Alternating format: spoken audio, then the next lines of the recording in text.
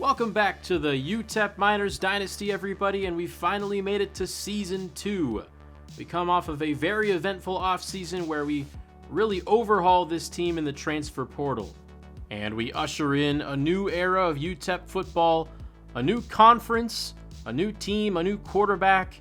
Not many things are going to be the same this year. We were able to secure the 86th best recruiting class in the country, thanks in large part to 9 3-star transfer players. Almost all of those players are going to be starters for us, and they're going to be some of the best players on the team. We will face Oklahoma to start off Season 1, kicking off a brutal non-conference schedule that also includes the Michigan Wolverines, both on the road, of course. We did get practice for this scenario when we played Texas last year. That obviously did not go very well, but I would contend that we have a bit more of a chance this year to pull off an upset with all the new talent we brought in. Our best player will be 83 overall corner Jordan Shaw, a senior coming from Texas A&M. I really think that especially when we get into conference play, he can be a true lockdown number 1 cornerback for us, shadowing the best receiver on the opposing team. Raleek Brown, the running back whose offseason recruitment from Arizona State had some tumultuous turns. We ended up getting him anyway, 95 speed. I am so excited to use him. We lost a lot on our offensive line. 3 seniors graduated. We didn't replace all of them, but we do have a new starting left tackle in Ellis Davis from Texas Tech. Tay Brown is our new middle linebacker, an 81 overall from the University of Arizona. 86 speed, 88 tackling as well. We have our Xavier Smith replacement in sophomore Messiah Delhomme, a very high upside coverage safety from Maryland, 90 speed already. Revamping the secondary was something I really wanted to do, and we certainly did it. We also got a number 2 cornerback in Cedric Beavers, who has 93 speed. So 2 massive upgrades at the cornerback position. We also got some running back depth in Wake Forest sophomore Ty Clark III. Not as dynamic of a runner as Brown, but Brown actually has 79 injury, so I think a 2-man backfield would be beneficial. And perhaps our most important upgrade is acquiring redshirt freshman quarterback Rich Belin from Syracuse. Very athletic, but leaves a lot to be desired with his accuracy. He is still the highest rated quarterback we've had so far in this series. And after a year of inconsistent quarterback play from Malachi Nelson and Skylar Locklear, both of those guys transfer away, and we start over fresh with a freshman Belin and another freshman in Colt Sparks, who transfers away from Texas State. Both of these guys bring different skill sets, with Sparks being more of a pocket passer, and both have a lot of time to develop here in their careers. Super excited to have 2 redshirt freshman transfers. So while I'm very excited about the transfer class, I can't really say the same about our freshman class, which is due in large part to my recruiting house rules, but we were still able to land 3 3-star freshmen in linebacker Kevin Cordero and a pair of receivers in Eduardo Polanco and Jimmy Childress. I'm not so sure that we struck the jackpot with any of these 3 guys. All of them have normal development. They do have some pretty good skill caps, but they don't stand out to me as players that I immediately want to get on the field. However, Childress and Polanco both share a playing time deal breaker, which means they want to get on the field right away or else they're going to leave. And if possible, I would like to avoid that scenario. So I'm planning on Polanco and Childress both getting reps primarily in the slot due to their very slight frames. And looking at this receiving core as a whole, I'm a little concerned. It's a far cry from Season 1 when we had 2 84 overall receivers and a 76 overall, but all 3 of them left. Kenny Odom is now an Ole Miss Rebel. Jaden Smith and Cam Thomas have graduated, and replacing them is going to be a trio of sophomores in Jalen Brown, Juan Dame Davis, and Rafield Campbell. Davis is actually our highest rated receiver at 73 overall. I think he's better suited as a number 2 guy due to his skill set. Jalen Brown will be our primary number 1, while Rafield Campbell will operate out of the slot. All 3 of those guys have a lot on their plates. I think that just because of the drastic change in personnel, we're going to have to switch our offensive identity to a lot more run heavy this season with a mobile quarterback and one of the faster running backs. I think Belin and Brown are going to have to be the lifeblood of our offense. I'm excited to see what we have here in tight end Cash Cheeks, who stands at 6'7". Cheeks was buried on the depth chart last year, but he really impressed me during the fall camp practice mode runs that I did, and I think he has a chance to break out and maybe even be our top pass catcher. The offensive line is a group that I'm very concerned about. We were only able to get one lineman in the portal in Ellis Davis. He's a very good player, but everyone else is just going to be underclassmen replacing the players that we lost. And aside from the left tackle, we don't even have anyone that's over a 70 without the coach boosts. For the defense, we primarily emphasize revamping the secondary, and we left the front four pretty much untouched. And without KD Johnson and Cole Gustafson from last year, we're going to be even less talented up front. It's going to be another year of Echo Taylor and Elijah Baldwin on the edge. And Ashton Coker and Sean Bush will be our main replacements at defensive tackle. I am very excited about the linebacking core with Jaden Wilson returning from a broken leg that he sustained in the second game of Season 1. He joins Tay Brown, who is our best tackler we've ever had, and then rounding it out is Stratton Schufelt, who comes off of a very solid year as the middle linebacker in Season 1. Last year we were very reliant on our front seven to force pressure and get in the backfield, and our secondary was our main weakness. That is not going to be the case this year, with the addition of Shaw and Beavers at corner, Messiah Delhomme at safety. It is not fully built out yet, as we have a 68 overall nickelback in TJ Tillman, and a 69 overall free safety in Devin Harold. But the good news is we have a lot more star power, and I don't think we're going to be giving up any more perfect passing days to opposing quarterbacks. Messiah Delhomme is a player that I'm especially excited about, with him being a sophomore with star development, so he has a chance to anchor our secondary for multiple years. Kicker is a position that I really screwed up in the offseason. The only kicker I signed, freshman Lee Alfaro, has 54 kick accuracy, and when I tested it out, it was not pretty. So Noah Botsford, our senior punter, will also do the kicking. And as a result, we're going to have to deal with some pretty severe power nerfs for the trade-off of significantly better accuracy. Now that we have a year under our belts using the default playbook for UTEP, I like to go in and make some changes for the second season. And like I said earlier, I want to make the run a heavier emphasis this year. So version 1 of my custom playbook is going to include some new pistol formations to mix in with our heavy dose of shotgun and spread formations. Pistol bunch is a formation that I see myself using a lot. Here's a triple option play that I think could be good. Tight end angle's really good out of this formation. And with the blazing speed that Raleek Brown has, I think it's a no-brainer to run a lot more wide zone. Our number 2 tight end this year, Noah Stevenson, is a very good blocker, so I plan on utilizing him in a lot more 2 tight end sets like this pistol deuce formation, great for halfback stretch. I've also added an old favorite formation of mine back in the old Madden games, deuce close. I love running mesh and bench out of this formation. Here's another double set with an offset tight end, would be good for running split zone runs. And then this RPO stretch play I think could really be dangerous out of pistol strong slot. Very excited to see how we fare against the number 19 ranked team in the Oklahoma Sooners. I really like that we're playing 2 tough non-conference opponents this year. I think it's going to be a very good measuring stick for how much we've truly improved since last year. And I don't think anyone's truly satisfied with last year, even though we won a bowl game. The 5-game losing streak that we had earlier in the year and the amount of interceptions we threw is something I do not want to see again in this dynasty. So without further ado, welcome to Gaylord Memorial Stadium in Norman, Oklahoma, as we kick off Season 2 of the Dynasty.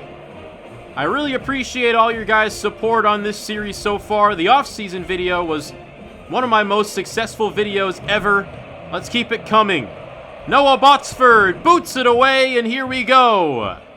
It is into the end zone, and taking a knee is the former New Mexico State Aggie, TJ Pride. Out comes the Sooners' sophomore transfer quarterback, Travis Wolf. At just 71 overall, the Sooners were not able to find a high-end replacement for John Mateer in the offseason. Wolf certainly has a wealth of talent around him, though, including a great receiving core, 4 guys 80-plus overall, and then a 91 overall tight end in Luke Haas. This looks like a team that has the ability to win without a superstar quarterback. They start off with a handoff to their running back, Xavier Robinson, and he goes for a gain of 11. Now they'll dish it out to the right side. It's Armani Winfield on the screen pass, makes a man miss, and he's up past the opposing 40-yard line. First down at the 38. Here's Travis Wolf dumping down to Robinson. Gain of 5. Another handoff to Robinson, and he is stopped for a gain of 1. Cedric Beavers coming downhill there. Now a 3rd and 4. Wolf, empty backfield, finds a man over the middle. It's Winfield up to the 10. We did not cover him very effectively. And a 1st and goal for Wolf. He takes it on the keeper, runs into 3 defenders, and it's a gain of 4. They spread it out on 2nd down. Wolf takes it up the middle on the draw, and Oklahoma has their first touchdown of the year. And a perfectly executed opening drive from the 71 overall QB. But now it's our quarterback's turn to make his freshman debut. The legacy begins for Rich Belin. Originally from the Bronx, spent his redshirt year at Syracuse. Now he's here with us, making his debut in front of the raucous Oklahoma crowd. Starting in the pistol. Fakes the handoff, it's a triple option, hit hard, fumbles the ball, Oklahoma's on it! The welcome to college football moment for Rich Belin comes on the very first play from scrimmage. The edge defender, Adepoju Adebawore, closes in and lays the lumber, forcing the fumble, and Oklahoma has it again at the 15-yard line. Wolf completes to the flat, that's Isaiah Satania. Now on the screen pass, it's Jaden Gibson, and he's stopped by Tay Brown, short of the sticks. 3rd down, catch made by Luke Haas, but it's coming back. A hold on Oklahoma. Sets up a 3rd and 13. It's Wolf in the backfield, brought down. Sean Bush with our first sack of the season. Last year we saw Cole Gustafson overperform his overall rating and be one of our top contributors on defense. Will we see the same thing from Sean Bush this year? He forces the Sooners to kick a field goal, and it's down the middle. Oklahoma leads 10-0 before we can even gain a single yard. This time we give it to Raleek Brown on the first play of the drive, and he's going backwards again. Loss of 4. Belin gets it out to Raleek Brown on the screen, and trying to make a play in space, he only gains 4. 3rd and 10, the crowd bearing down on the young freshman. Belin looking for Campbell, and he overthrew him on the corner. Rafield Campbell was open, just could not drop it in, and we have to punt. Wolf, empty backfield. Looking over the middle, he's got Armani Winfield. I have no idea how he got that through the traffic. 41-yard line, hitting the slant. This is the running back. A gain of 8 for Robinson. 2nd and 2, Luke Haas gets free! Headed for the end zone, and he's dragged down at the 1-yard line, and he's shaken up. But a very well-executed RPO from Oklahoma put our defense in a bind. And now Robinson punches it in, leaping his way to a 17-0 lead. And we are not even 3/4 of the way through the first quarter. Can we get a first down? We are pushed backwards again. 3rd and 17. The jet sweep loses 5. And Belin's pocket closes in, and he's hit as he throws. -11 total yards. Meanwhile, the Sooners have over 130 and give them 12 more as a big hole opens for Robinson. In plus territory yet again. And we stop Robinson in the backfield. Jaden Wilson, welcome back to the field. Recovered nicely from the broken fibula. And we're in the backfield again. It's Ashton Coker now. More pressure from the inside. 3rd and 18. Sacked again. Sean Bush with his 2nd already. And this interior defensive line is already answering a lot of our questions. We're able to force our first punt. And we are still searching for our first down. This is not looking good. 3rd and long again. And Taylor Perez couldn't come down with it. Laid out.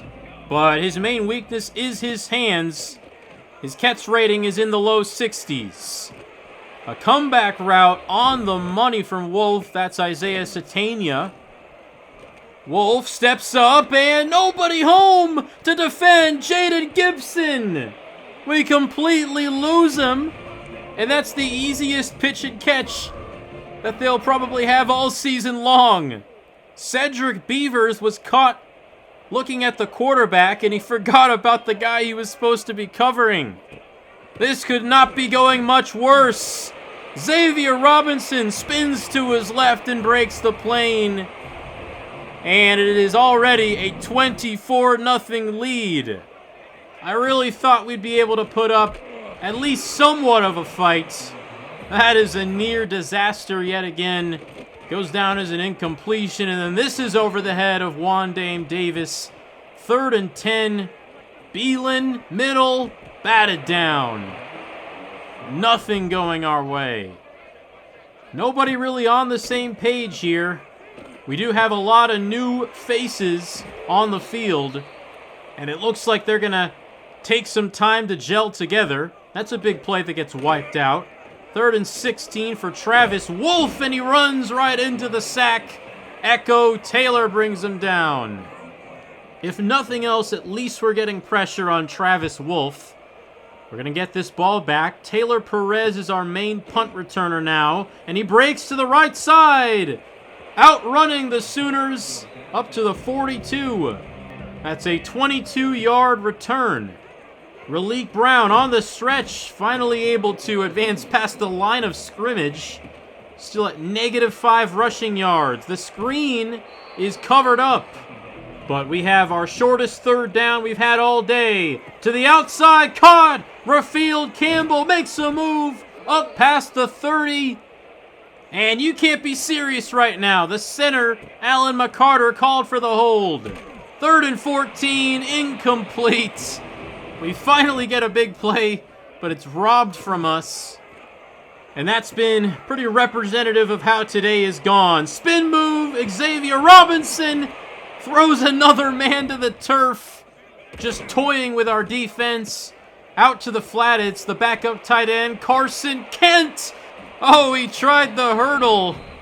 I have never seen this ball carrier move before.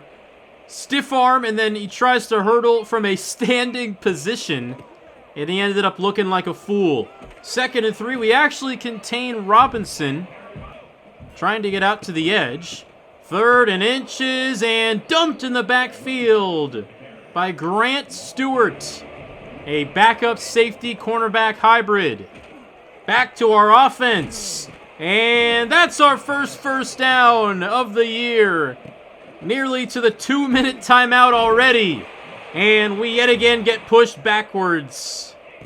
2nd down and 17. Belin with a dot to Raleek Brown, but he can't make the catch. 3rd and 17. We're just going to wave the white flag. Ty Clark is stopped short. And we force Oklahoma to use one of their timeouts. 2-minute drill for Travis Wolf, wrestled to the turf. Elijah Baldwin getting through. Now they throw a screen out to Robinson on 3rd down, and we make the tackle. Messiah DeLoman on the stop. And we have less than a minute to put some points on the board. Belin hit hard. Not having the best time out there in his debut. This is caught. Jalen Brown boxes out 2 Sooners and has the first down. Now Belin finding Davis in the middle, and he advances past the markers again. We have a little bit of momentum here. Looking inside the hashes, and he's got Cash Cheeks. And this is our first trip into Oklahoma territory. Belin to the numbers, and it's broken up midair. Intended for Wandame Davis. He did not lead him far enough outside there, and this is batted down, intended for Brown. 7 of 24 is the stat line for Rich Belin. And all that's left in this first half is one final snap. Hail Mary to the end zone. Flag on the field. It was caught out of bounds by a Sooner defender, but it's going to be pass interference on the Sooners, and that puts us into field goal range for Noah Botsford. Centered up from 43 yards out. It's good. And we finally have some points. Heading into the locker rooms, 24-3. Sooners on top. This was really an impossible situation for our young team to succeed in. We have a redshirt freshman playing his first college game at quarterback, and a whole lot of inexperienced players at other positions. The Sooners have been completely overpowering. Second half now, and this is the first catch for the true freshman receiver, Eduardo Polanco. Scampering for a first down on the bubble. 2nd and 8 for Belin, and he barely gets it out under pressure. 3rd and 8. Empty backfield. Belin looking over the middle, and he overthrew Marcus Torres. Sooner football. Travis Wolf navigating to his right, finding his running back in the flat. Robinson runs a man over. First down. Here's Wolf letting one loose. Caught right in front of the safety. Gibson picks up a big chunk. Great throw from Wolf, and here's another one. Carson Kent takes Oklahoma to the red zone. 3rd and 6. Wolf with a ton of time to throw, and he's gonna go down. Just refusing to get rid of the football, and the Sooners settle for 3. Back up to a 24-point lead. Sailed by Belin, intended for Rafield Campbell. Another 3rd and long. We've seen that way too many times today. Marcus Torres makes the catch underneath, and he gets nearly to the sticks. A 4th and 2. And at this point, we have nothing to lose. It's a handoff. Erleek Brown outruns the defense to the edge. He made that play all by himself.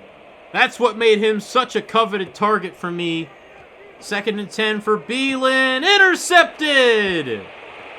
The nightmare goes on for our offense. And Jacoby Johnson made an excellent break on that football. I thought he was dropping back into a deep zone, and he changes course right when Belin lets go of the football. An ugly start for Belin and this entire offense. Screen pass to Isaiah Satania, moves the chains, and oh god, it's happening again! Travis Wolf is perfect! 23 of 23, first down, and he's sacked! He'd rather get sacked than throw an incomplete pass. 2nd of the game for Baldwin, and caught again! Satania comes back for it. We can't let this happen twice. We have to force an incompletion. Wolf on the keeper. He's stopped inches short. And they do bring the field goal unit out, and they get themselves to 30 points. Cash Cheeks on the reception. Open over the middle. Down by 27. 4th quarter now. 3rd and 6. Jalen Brown makes the chain-moving reception. Belin from the Oklahoma 46 steps up into immediate pressure, and he takes another tumble. 3rd and 17. Belin swarmed. Unbelievable, man. We have no time to throw. Offense out on 4th and 17. Belin lofts one, and it's broken up. Intended for Taylor Perez. Great coverage. And Oklahoma continues to cruise. This is Satania. Again tackled short, and we do get the ball back.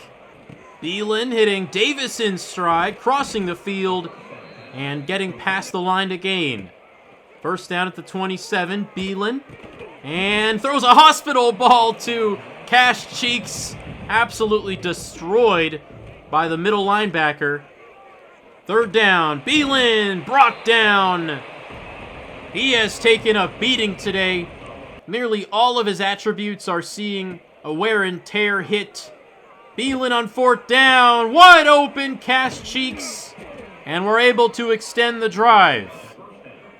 Nearly to midfield, Belin, empty backfield, hit again as he threw, but he got it out to Jalen Brown. Belin showing some toughness here in his freshman debut. He completes Marcus Torres to the 32-yard line.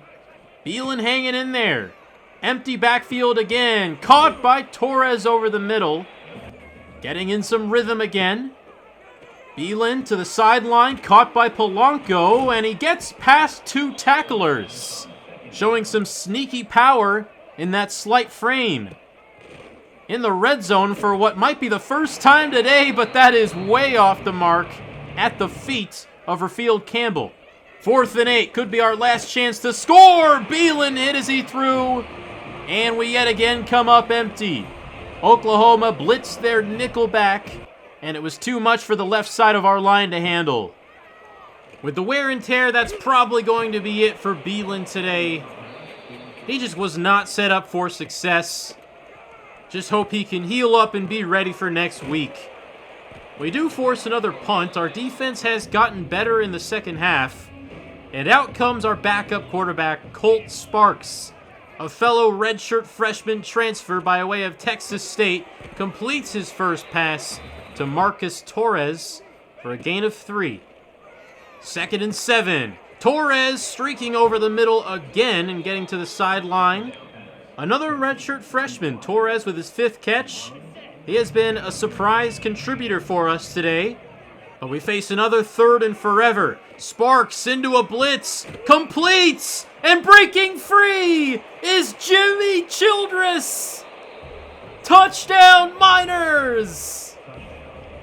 I've waited way too long to say that, but who would have predicted the first touchdown of the season to be scored by a true freshman who is pretty far down the depth chart, and to do it in this fashion at just 5'8", going up, winning the battle for the football, shrugging the much bigger defender off, and there's no one to stop him. Jimmy Childress with an explosive start to his career, showing some skills that I did not know he had. We are not able to recover the onside kick here, and that's going to be the conclusion of this game. We're able to walk away with a touchdown. 30-10 is the final score in Norman.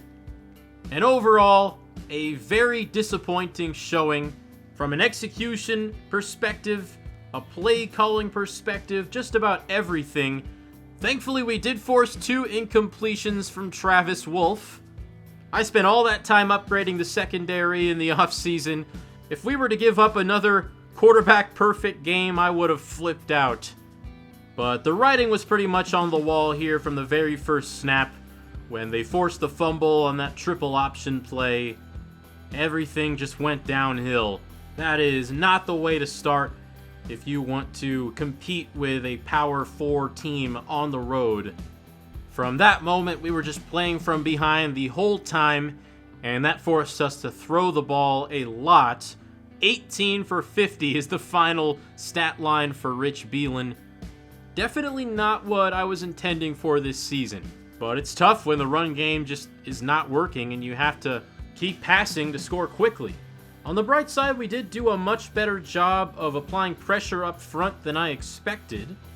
We got a lot of hits on Travis Wolf, and we stopped Robinson in the backfield quite a bit as well. Sean Bush was a standout. Tay Brown got 10 tackles and 1 sack in his debut with us. And of course, Jimmy Childress with that 46-yard touchdown at the end. Honestly, when that happened, all my sorrows from this game just wiped away. I was having a terrible time with this. But when Jimmy scored that touchdown, I thought, you know what?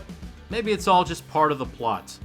In other news, Tennessee beats FCS Southeast 91-14, scoring 63 points in the first half. Kenny Minchie ends with 11 touchdown passes, and 6 of them go to Chris Brazzell II. Honestly, when Oklahoma took that 17-0 lead on us in the first quarter, I thought that the final score was going to look like this. One of the bigger Week 1 matchups was Miami versus South Carolina, and the Gamecocks win this one. They are now the 3rd-ranked team in all the land. Their quarterback is now former Oklahoma Sooner and Auburn Tiger Jackson Arnold. On to recruiting in Week 2, and we already have some bad news. Cam Clements was one of my favorite targets in this class, a gadget receiver. We have a commanding lead in first place, but that loss just took us below his deal breaker for championship contender. So we're going to have at least a solid season this year if we want to have a chance at landing him. Also, why are the 3-star receivers that have interest in us so short? Cam Clements is 5'9", and that's taller than the 2 from last year, Jimmy Childress and Eduardo Polanco. We schedule our first visit of the season with Miles Isaac. He will be visiting the Week 4 matchup against Texas State, who is also 0-1 on the year. And for the complimentary boost, we'll also be getting 1-star running back Bernie Muhort in there.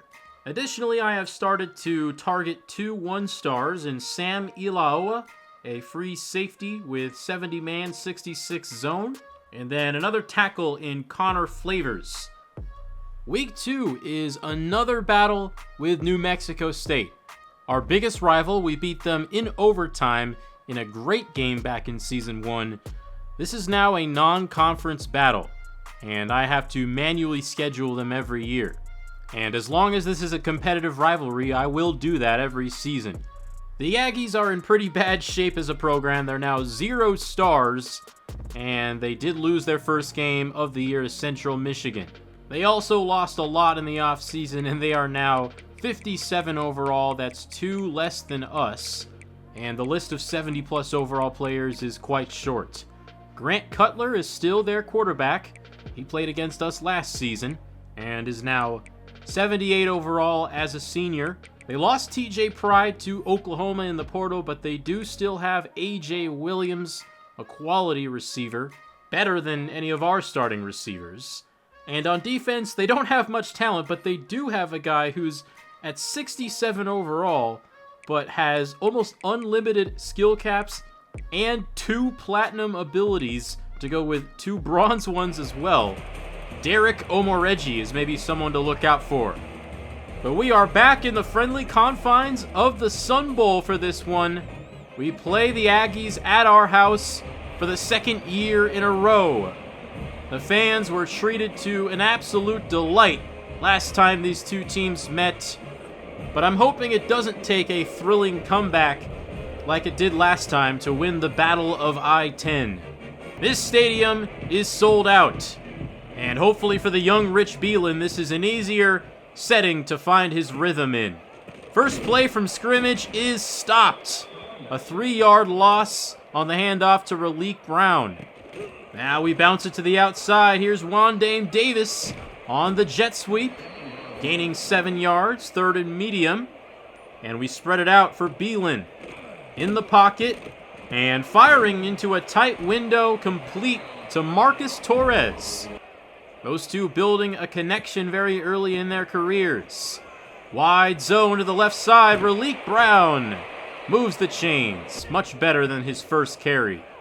Play action, bootleg to the right. Belin pressured, finds the check down. Cash Cheeks advances for 7. Hoping for a better completion percentage today against a much less talented secondary, but we're going to have to punt it away after Ty Clark is chased down. Aggie football, and they are going to pick up a first down on their first play. Justin Dillon Grant is their new running back. Grant Cutler navigating pressure, finding his check down receiver, AJ Williams. Second and short, double mug look. We drop back into coverage and we deflect the pass. Elijah Baldwin gets his hands in the air. 3rd and 3, they do pick it up. Antonio Harmon at the 40-yard line. Cutler now on the keeper, runs into a wall. Elijah Baldwin stops him for a loss of 1. 3rd down and 6. Cutler looking downfield, deep shot is broken up. Cedric Beavers stayed with him and laid the hit. 1st down, Raleek Brown getting to the edge and tackled out of bounds after a gain of 8. We hand it off to Brown again, and not much success running between the tackles. Another punt. Now a screen pass, and we cover it up. That's Devin Harold with the tackle for loss. 3rd and 13 for Cutler. Takes another shot down the left sideline, and Beavers knocks it away. Great start for him. Now we face a 3rd down. Belin, screen pass. Here's Brown behind a blocker, and he's able to pick it up. Into plus territory at the 38. Here's the snap for Belin. Gets it to the outside, and the catch made on the sideline by Jaylen Brown. 4 seconds to go in the quarter. Belin into some pressure and overthrows Rafield Campbell on a shot to the end zone. 3rd and 10. Belin empty, fires, and it's off the hands of Taylor Perez. I'm getting the sense that's going to be a common occurrence this year. 4th and 10, Noah Botsford comes out for a 45-yard field goal right down the middle. He has embraced the added responsibility this season as the punter and kicker. Pressure on Cutler, and a sack by Echo Taylor. Curling inside the guard, and he was able to beat 2 men at once right there with the spin move. Nasty stuff. Slow start for both teams on offense, and we receive the punt. Taylor Perez using his explosiveness to find a crease to the outside. And we are set up with great starting field position at the 40. Belin with time to throw finds Brown streaking inside the hash marks, and he's up past the 10. 48 receiving yards for Brown, and we have our first scoring chance. Wandame Davis to the sideline, into the pylon, touchdown! Showing his explosiveness as a ball carrier. I really like what I'm seeing from him. And UTEP leads 10-0. Pressure on Cutler! Ashton Coker gets through! All series long, our interior pass rush has been phenomenal. And that sets New Mexico State behind the sticks, and they just give up with an inside run on 3rd and 13. Minor football, and out in the flat is Noah Stevenson on the RPO pass. Excited to use a lot more of those plays this year with 2 tight ends on the field. Raleek Brown ahead for a 6-yard gain. 2nd down and 4. Belin looks to take a shot. Brown makes the catch! Maybe the best throw we've seen from Belin since he put on a Miners uniform. And Brown got a great release and made the catch in stride. 1st and goal, a handoff to Raleek Brown. The other Brown will score. A commanding 17-0 start for UTEP in the Battle of I-10. And we're hoping that's the first of many touchdowns this year for our star running back. Grant Cutler now will take off up the middle on 3rd and 10, and he stops short. They do not give him the first down, and they punt it away on 4th and inches. We get the ball back with a 3-score lead. Brown makes a spin move and falls forward for a first down. We were not getting that type of running from Hassan Wilson last year, even though he had the same overall rating.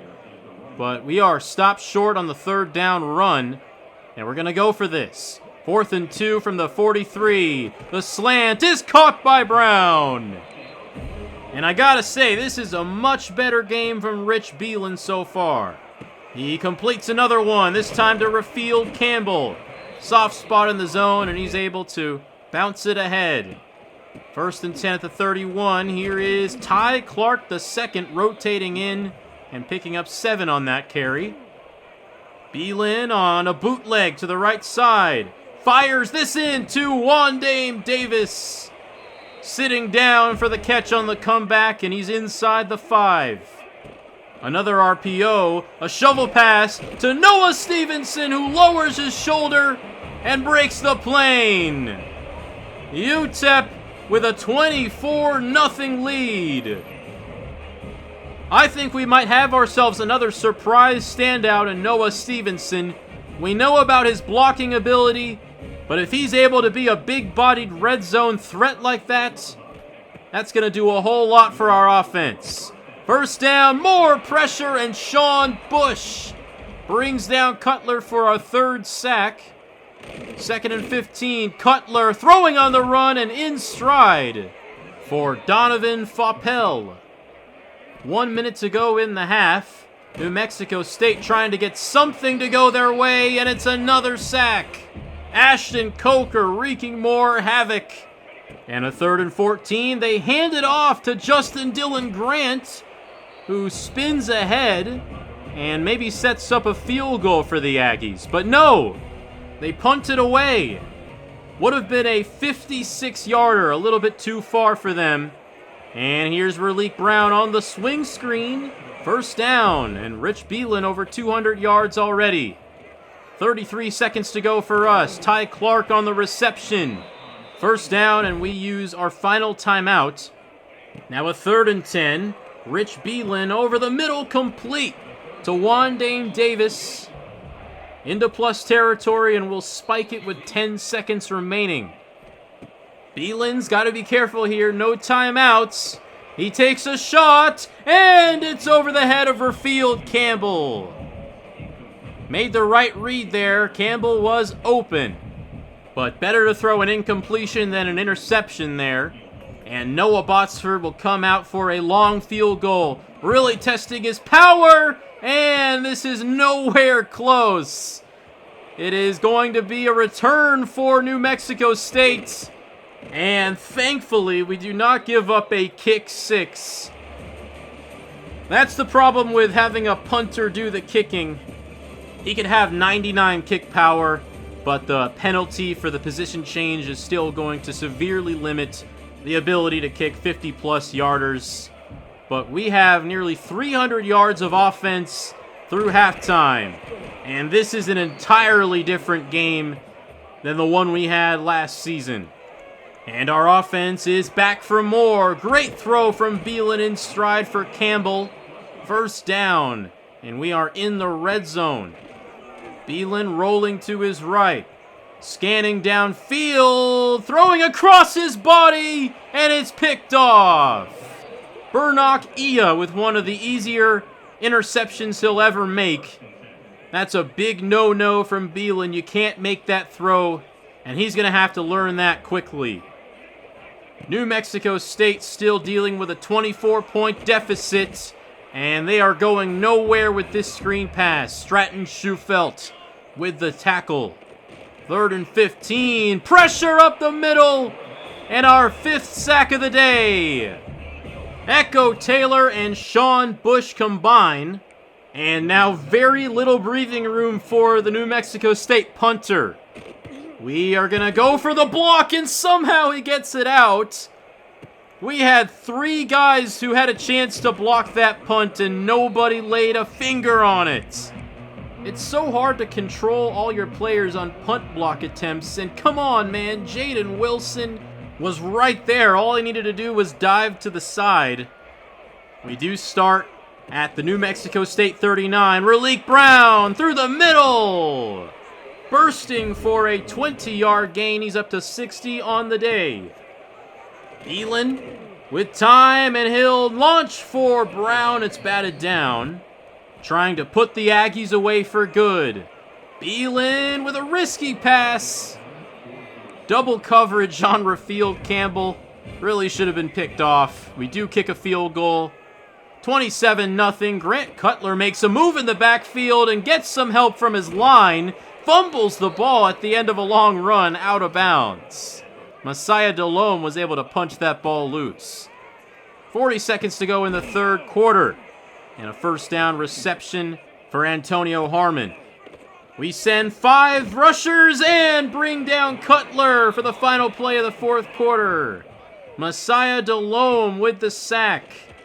Excellent drive for him, and on third down, they make a big catch on the sideline. Justin Dylan Grant, the running back, wins a jump ball against Devin Harold, our safety. Dylan Grant again is stonewalled. 2nd and goal from the 4. Cutler to pass, wheeling to his left and hit as he threw. Just had to throw it away. 3rd and goal with 10 minutes left. Cutler rolling out and throws it away again. Outside of a couple big plays, we have really tightened our coverage up this game. And a 4th and goal. Cutler pressured from the interior, and our 7th sack is made by Shaquan Bowser. And the Aggies still have a goose egg on the board. Big dash for Raleek Brown. No one on the Aggies defense can even come close to his level of athleticism. And another interception from Belin. This was a jump ball that Cash Cheeks just did not attack. What a catch there from Marcus Presley. It's almost like he was the tight end. Just hanging out in the perfect spot to cut in front of Cheeks. And New Mexico State with the ball in our territory. This is Harmon shedding a couple tacklers, and he's stopped 2 yards short. Cutler on 4th down, hands off to Dylan Grant. And that is Jordan Shaw making a play in the backfield. A very good tackler for his position. And we get the ball back. Cash Cheeks on the RPO gets Belin over 300 yards passing. 3 minutes to go in this one. Ty Clark cuts it inside and has his most impressive run so far. We can run this clock out if we want. Raleek Brown, open crease to the end zone. Completely untouched.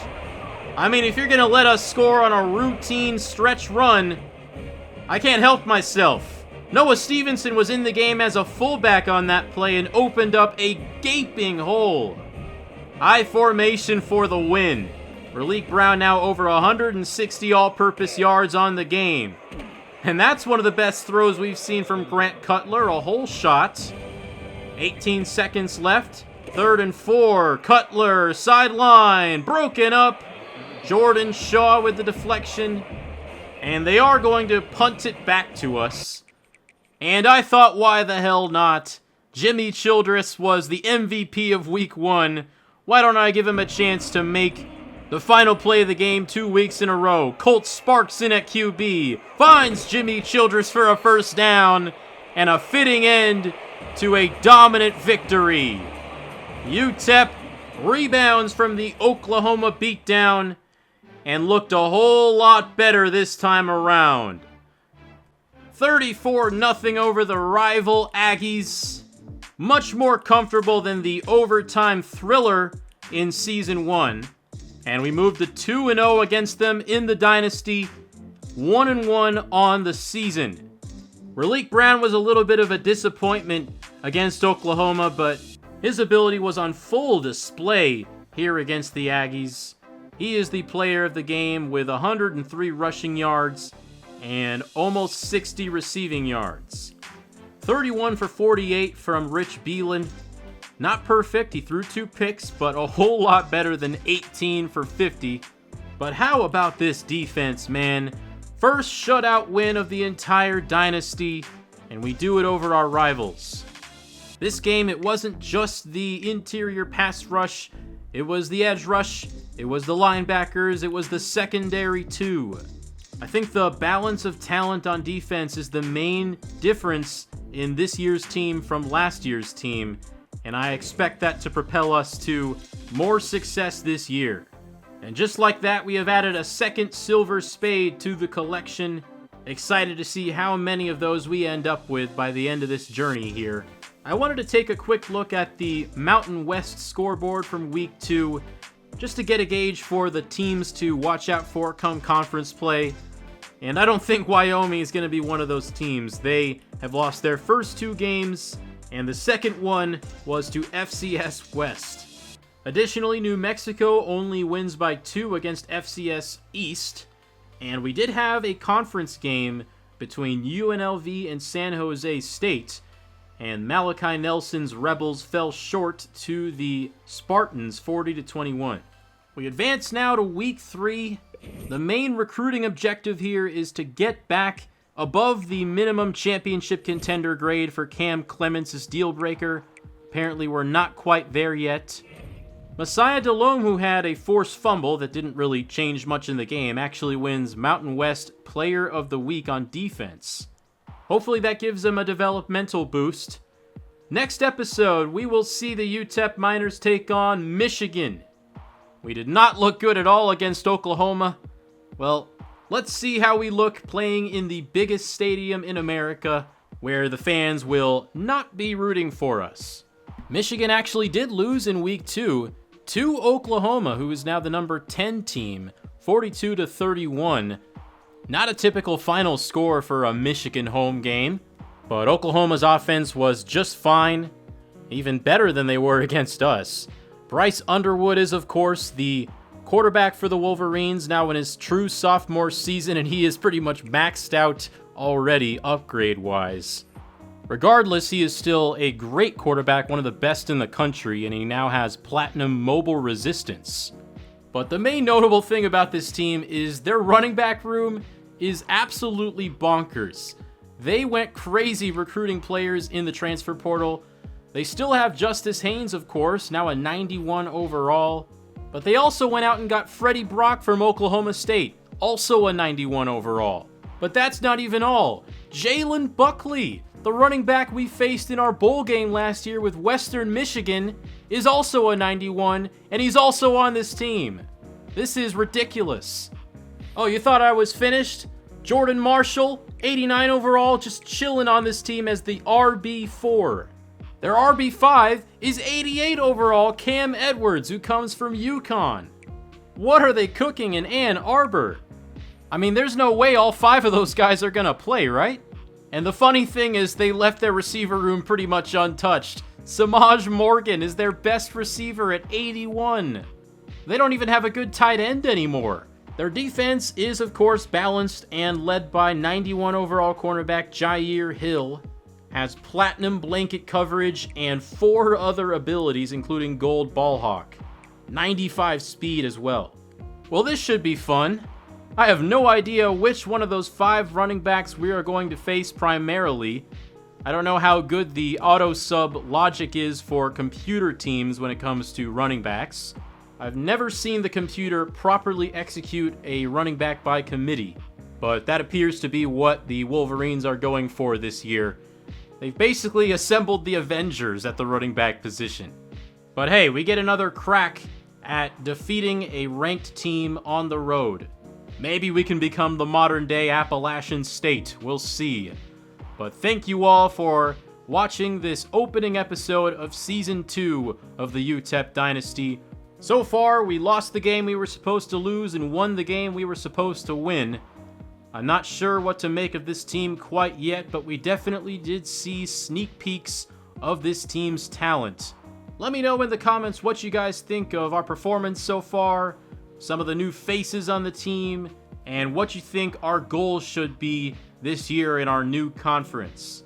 As always, I'd appreciate any feedback you have in the comments section about my videos.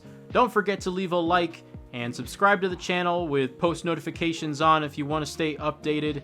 Feel free to recommend me to a friend as well. Season 2 of the Dynasty is off and running, and I plan on getting these videos out as fast as I can, as so far it has seemed to be the most successful series on my channel, and I hope it stays that way. Have a great rest of your day, everybody. Take care, and I'll see you with more UTEP very soon.